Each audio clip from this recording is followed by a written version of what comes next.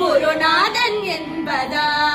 என்னை பார்த்து பார்த்து வளர்ப்பதனால் அன்னை என்பதா உன்னை கடவுள் என்பதா கருணை வடிவம் என்பதா உன்னை கடவுள் என்பதா கருணை வடிவம் என்பதா ஐயா ஞானதானம் தந்த உன்னை தந்தை என்பதா ஐயா ஞானதானம் தந்த உன்னை தந்தை என்பதா உன்னை தெய்வம் என்பதா குருநாதன் என்பதா என்னை பார்த்து பார்த்து வளர்ப்பதனால் அன்னை